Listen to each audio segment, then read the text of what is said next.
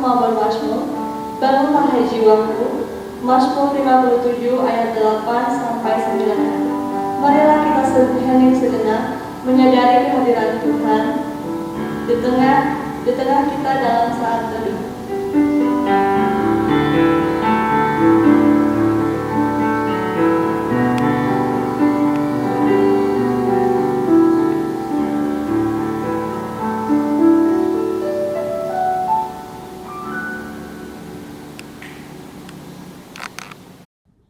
Baik teman-teman, dimohon untuk berdiri, kita akan mentahbiskan ibadah kita dengan votum dan salam. Pertolongan kita adalah dalam nama Tuhan yang menjadikan langit dan bumi, yang tetap setia untuk selama-lamanya dan tidak meninggalkan perbuatan tangannya. Kasih karunia dan damai sejahtera dari Allah Bapa kita dan dari Tuhan Yesus Kristus menyertai kamu. Amin. Dipersilahkan duduk kembali. Oke teman-teman, mari kita angkat pujian kita dengan judul lagu Segala Puji Syukur. Segala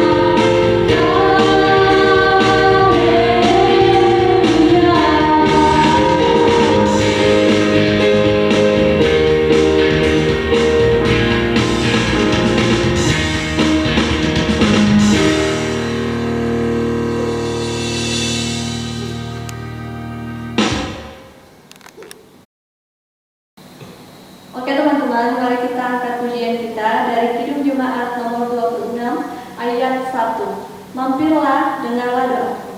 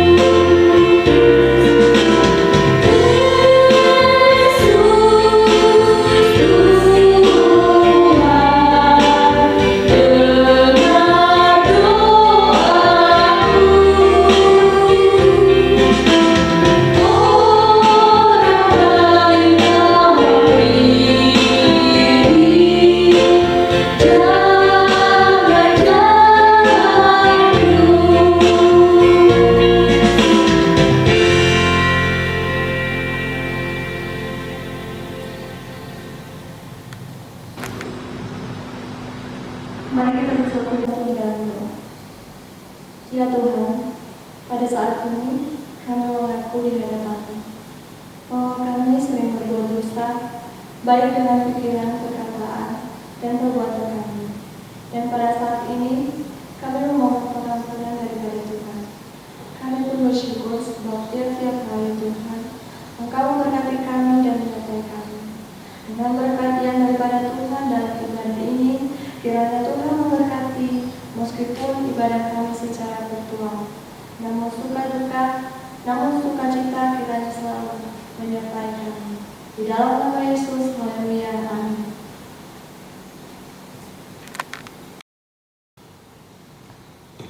Oke teman-teman, mari kita angkat pujian kita dengan judul lagu Ku Hidup Bagimu.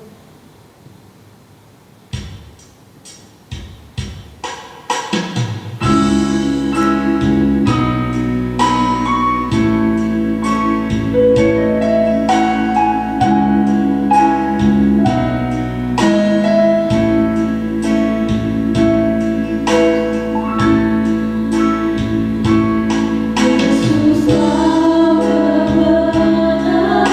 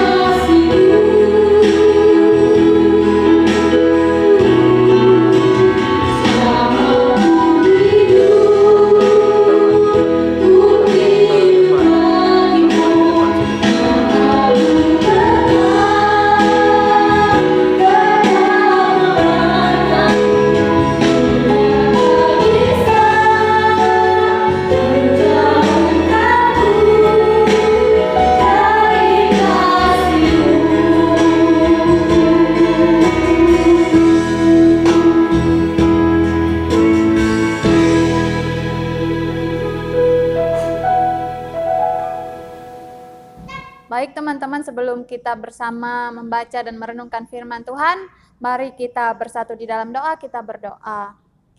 Kami bersyukur di sepanjang kehidupan kami tuntunan dan lawatan Tuhan melalui firman yang selalu kami baca dan renungkan. Itu menunjukkan jalan yang terbaik bagi kami bersama, terlebih kami sebagai remaja pemuda Tuhan. Tuhan yang mempersiapkan kami, kiranya kami selalu rindu dan ingin untuk mendalami firman Tuhan, terlebih pada saat ini dalam ibadah ini. Kami akan bersama membaca dan merenungkan firman Tuhan. Tuhan yang memberkati agar melalui perenungan yang kami lakukan, hikmat Tuhan tercurah bagi kami bersama, sehingga kami mampu melakukan apa yang Tuhan kehendaki dan mempersiapkan diri kami untuk menghadapi kehidupan kami hari lepas hari. Ini kami Tuhan, segala pemberitaan ini kami serahkan ke dalam tangan pengasihan Tuhan. Amin. Baik, nas yang menjadi dasar perenungan bagi kita bersama diambil dari Kisah Para Rasul pasal 5 ayat yang ke-17 hingga yang ke-26. Saya mengajak kita bersama membaca firman Tuhan. Di bawah perikop, rasul-rasul dilepaskan dari penjara. Demikian firman Tuhan kita bacakan.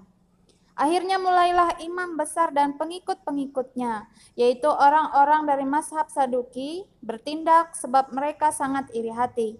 Mereka menangkap rasul-rasul itu lalu memasukkan mereka ke dalam penjara kota.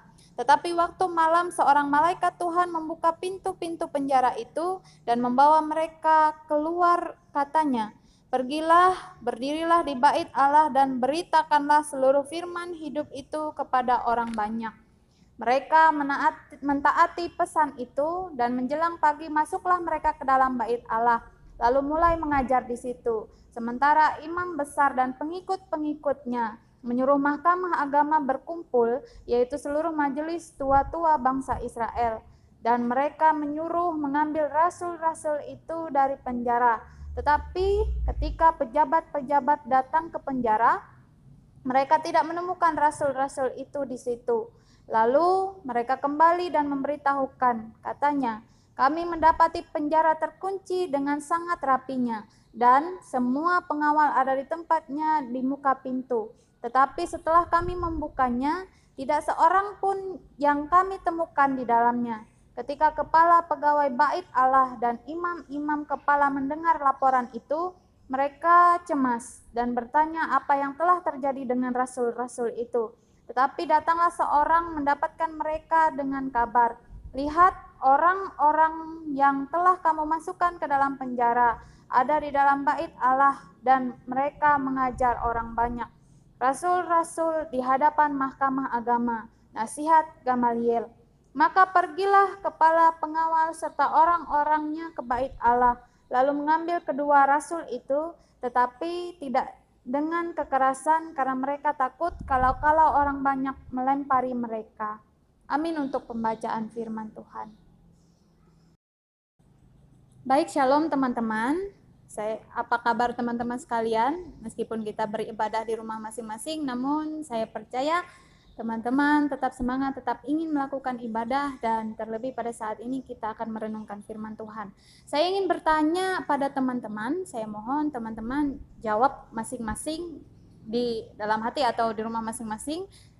Pada saat ini saya ingin bertanya tentang apakah teman-teman pernah iri hati akan sesuatu hal, terhadap saudara, terhadap teman, terhadap sahabat, dan orang-orang di sekitar kita. Silahkan teman-teman menjawab, dan itu kalau perlu teman-teman dapat menulisnya sebagai koreksi pribadi masing-masing. Dan pada saat ini iri hati yang ditimbulkan itu apa?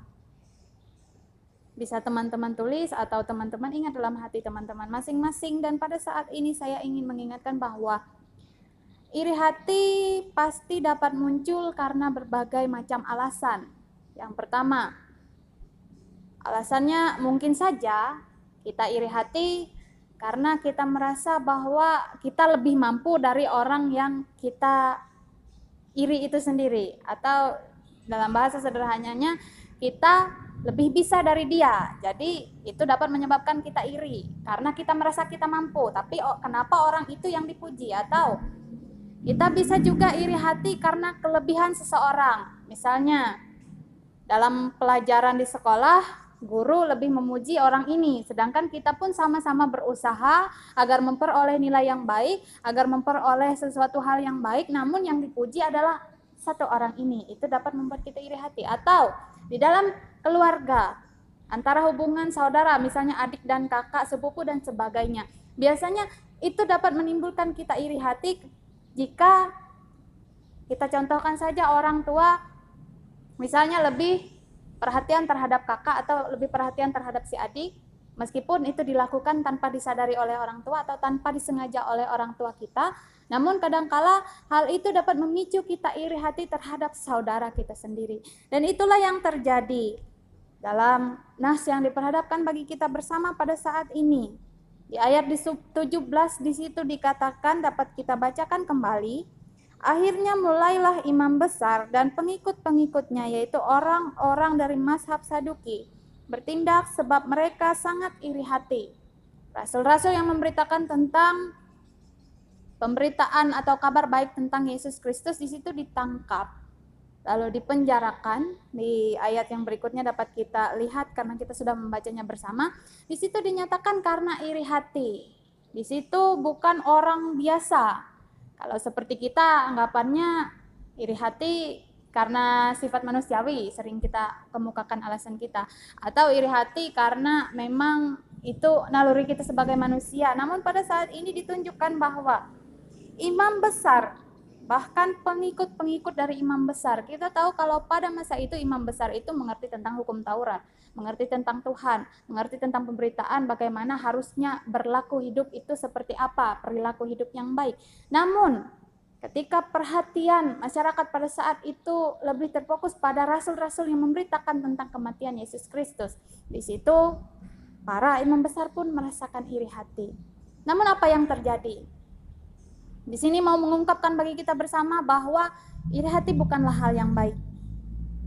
Iri hati yang terjadi itu bukan mendatangkan sukacita, melainkan rasul-rasul sendiri meskipun mereka dimasukkan ke dalam penjara, dapat dilihat bahwa di situ diceritakan dalam kelanjutannya bahwa seorang malaikat membebaskan mereka dari penjara, dan itu bisa kita katakan hal yang tidak masuk akal, karena keesokan harinya atau ketika Mahkamah Agama menyuruh para pegawai-pegawai untuk melihat ke dalam penjara agar membawa para rasul-rasul yang di penjara itu menghadap Mahkamah Agama, para rasul-rasul itu sudah tidak ada. Para rasul-rasul itu sudah keluar dari penjara dengan cara yang tidak kita ketahui. Termasuk orang-orang pada saat itu pun tidak mengetahuinya, apalagi kita. Ketika mereka melihat penjara masih terkunci dengan rapi, penjaga-penjaganya masih dalam posisi semula, di situ kita dapat melihat bahwa kuasa Tuhan luar biasa bagi orang-orang yang percaya. Dan apa yang harus kita lakukan sebagai orang-orang percaya? Ketika iri hati sudah kita singkirkan, hal buruk dari pikiran kita sudah kita, bisa dikatakan sudah tidak kita lakukan. Apa yang harus kita lakukan? Seperti yang dilakukan rasul-rasul. Ketika mereka sudah diselamatkan, di situ dikatakan pada ayat 21. Mereka mentaati pesan itu dan menjelang pagi masuklah mereka ke dalam bait Allah lalu mulai mengajar di situ. Itu bagian A-nya kita dapat melihat bahwa ketika mereka diselamatkan, ketika mereka memperoleh hal-hal yang ajaib, di situ mereka mentaati apa yang Tuhan perintahkan. Di sini ada dua pilihan bagi kita bersama. Apakah kita tetap bertahan dalam hal buruk, dalam salah satu contoh nas kita pada saat ini, bertahan dalam iri hati, atau akankah kita tetap taat ketika kita sudah menyingkirkan hal buruk itu, kita taat untuk melakukan yang baik, yaitu melakukan apa yang Tuhan kehendaki melalui firman Tuhan yang kita baca. Harusnya ketika kita memiliki Alkitab, saya percaya teman-teman yang ada di rumah pasti memiliki Alkitab masing-masing. Dan ketika memiliki Alkitab, sudahkah kita membacanya tiap-tiap hari? Apalagi dalam masa pandemi yang seperti ini, seringkali teman-teman mungkin saja saya merasa karena di rumah kadang-kadang saya hanya bermain HP, menonton YouTube, melihat sosmed dan sebagainya, kadangkala bisa tidak ingat membaca firman Tuhan. Namun pada saat ini kita diingatkan kembali. Ketika kita menjauhi firman Tuhan atau tidak membaca firman Tuhan, tidak menutup kemungkinan kita akan terpengaruh melakukan hal buruk. Melalui sosial media banyak pengaruh-pengaruh yang dalam tanda kutip bisa mengundang kita untuk memicu kita melihat hal-hal buruk dari sosial media meskipun kita tidak melakukannya secara langsung. Dan dalam pergaulan kadangkala kita tanpa sengaja menghina teman, meskipun itu dalam konteks bercanda, kadangkala kita terlibat dalam, bisa dikatakan zaman sekarang, body shaming. Dan itu bukanlah hal yang baik. Termasuk ketika kita memikirkan bahwa kita di jalan yang benar namun tanpa sengaja, kita melawan orang tua, kita tidak mengerjakan tugas kita tidak membantu orang tua dalam pekerjaan rumah, dan banyak hal yang saya yakin teman-teman sekalian bisa melihat mana yang baik, mana yang tidak. Dan pada saat ini, Nas yang memperingatkan kita bersama, bukan hanya teman-teman, melainkan saya juga. Saya pun diingatkan agar kita harus hidup di dalam ketaatan, seperti yang dilakukan rasul-rasul. Mereka hidup dalam ketaatan meskipun awalnya kita tahu dalam perjalanan di mana mereka mengikut Yesus, mereka pun bisa dikatakan, ada Nas juga mengungkapkan bahwa mereka pun suam-suam kuku, begitu pula kita. Dan pada saat ini kita diingatkan, ketika mereka yang awalnya pun ragu-ragu akan Tuhan Yesus, ragu-ragu akan penyelamatan Yesus Kristus, dan ketika mereka merasakan curahan Roh Kudus, mereka merasakan bagaimana cara hidup yang baik, mereka merasakan bagaimana mujizat Tuhan, di situ mereka tetap taat. Begitu pula kita. Banyak hal yang membuat kita bingung akan dunia ini, banyak hal yang membuat kita ragu akan masa depan, bahkan bagi teman-teman yang sedang menunggu pengumuman kenaikan kelas misalnya, akankah saya naik atau tidak? Lalu dalam pandemi yang terjadi pada saat ini, kapankah virus ini akan berakhir? Lalu kapankah saya bisa berkumpul dengan teman-teman untuk nongkrong misalnya, atau kumpul dengan teman-teman dalam ibadah seperti yang dilakukan kita biasanya di gereja?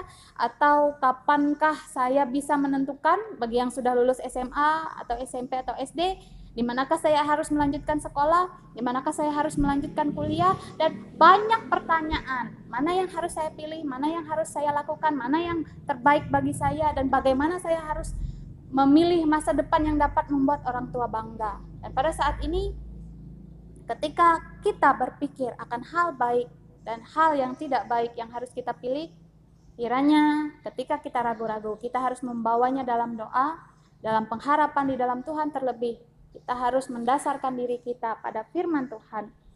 Dan saya yakin teman-teman pasti mampu melakukannya. Teman-teman dan saya pasti bisa menjadi pengikut Tuhan yang taat dan setia. Pada saat ini, tema yang menjadi dasar untuk kita renungkan bersama adalah taat atau iri hati. It's your choice. Silahkan pilih. Tuhan Yesus memberkati kita semua. Amin. Mari kita bersatu di dalam doa, menaikkan segala pengharapan kita dalam doa syafaat. Kita bersama berdoa. Melalui firman Tuhan kami diingatkan agar selalu taat dan setia untuk menjalankan apa yang Tuhan kehendaki dalam hari-hari hidup kami. Sebagai remaja pemuda yang Tuhan persiapkan untuk selalu dewasa dalam iman, dewasa dalam pengharapan, terlebih dewasa dalam mengambil pilihan. Kami percaya Tuhan yang menguasai hati dan pikiran kami melalui Roh Kudus, sehingga segala sesuatu yang kami lakukan dan kami harapkan itu dapat terjadi dalam hal-hal baik yang Tuhan persiapkan dalam jalan hidup kami masing-masing pribadi. Ketika kami berpengharapan untuk menentukan pilihan kami percaya kuasa Tuhan yang melingkupi dan selalu melindungi kami. Pada saat ini pula ya Tuhan, kami berdoa bagi kami sekalian, remaja, pemuda, jemaat GKE Immanuel Kuala Pembuang yang ada di tempat ini. Kami percaya dalam pengharapan kami, dalam masa pendidikan kami, dalam pekerjaan, bahkan dalam kami menentukan ke jenjang mana kami harus melanjutkan pendidikan kami.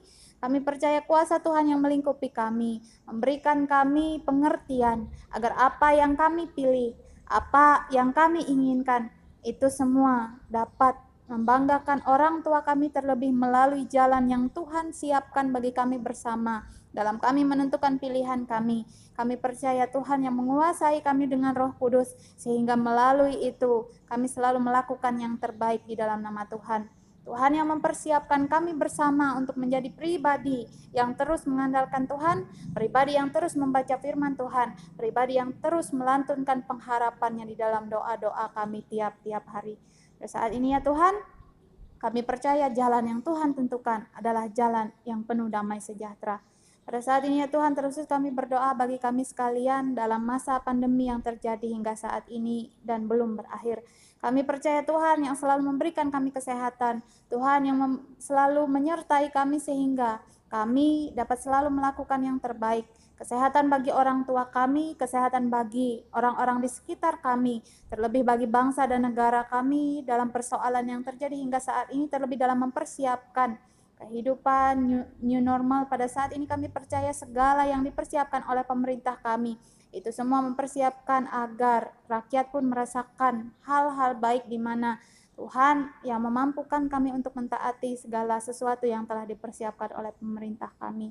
Pada saat ini, pemimpin negara kami, pemimpin dari tingkat pusat hingga ke daerah-daerah, kami percaya Tuhan yang memberikan mereka hikmat sehingga apapun yang mereka putuskan dan rancangkan itu semua adalah keputusan yang terbaik bagi kami bersama dalam kedamaian negara ini. Kami percaya kuasa Tuhan yang melingkupi pun kami berdoa bagi saudara-saudari kami yang pada saat ini dalam masa pemulihan, ketika mereka sakit, ketika mereka dalam masa kebimbangan, ketika mereka menanti pengumuman kenaikan kelas, ketika mereka yang sudah lulus ingin memilih untuk melanjutkan pendidikan kemanapun mereka percaya, kami percaya kuasa Tuhan yang selalu menyertai mereka. Dan kami pun berdoa ya Tuhan bagi saudara-saudari kami yang pada minggu bahkan bulan ini berulang tahun, pendewasaan iman pun Tuhan sertai dalam kehidupan mereka, sehingga apapun yang mereka pilih, apapun yang mereka ingin lakukan, itu semua dapat membanggakan orang tua, terlebih dapat menjadi pelayanan yang mengharumkan dan pelayanan yang selalu membanggakan bagi Tuhan dalam kehidupan kami yang selalu mengandalkan Tuhan. Ini kami Tuhan, ini persekutuan remaja pemuda di Jemaat GKI Immanuel Kuala Pembuang. Kiranya meskipun kami pada saat ini melakukan ibadah hanya secara virtual, namun kami percaya sukacita yang kami rasakan, segala pengharapan yang kami lakukan dan ibadah yang kami lakukan hingga saat ini, itu semua dapat menjadi dasar hidup yang baik. Terlebih firman Tuhan yang kami dengar dapat menjadi pengarah hidup yang membuat kami kuat untuk menjalani hari-hari hidup kami. Ini kami Tuhan di dalam nama oleh Yesus Kristus yang mengajarkan kami berdoa bersama demikian. Bapa kami yang di sorga, dikuduskanlah namamu, datanglah kerajaanmu, jadilah kehendak-Mu di bumi seperti di sorga. Berikanlah kami pada hari ini makanan kami yang secukupnya, dan ampunilah kami akan kesalahan kami, seperti kami juga mengampuni orang yang bersalah kepada kami. Dan janganlah membawa kami ke dalam pencobaan, tetapi lepaskanlah kami daripada yang jahat, karena Engkau yang punya kerajaan dan kuasa dan kemuliaan sampai selama-lamanya.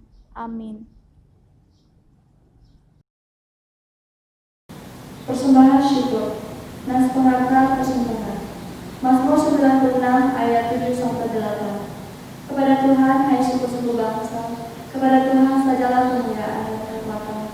Berilah kepada Tuhan kemuliaan namanya, bawalah persembahan dan masuklah ke telaga.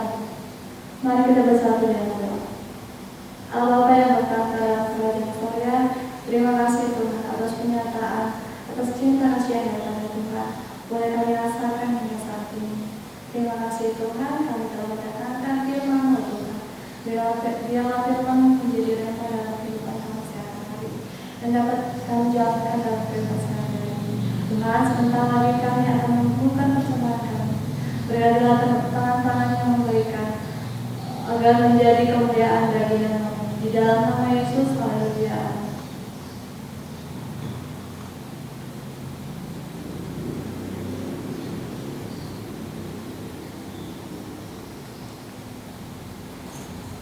Mari kita bernyanyi dengan lagu Betapa Baiknya Engkau.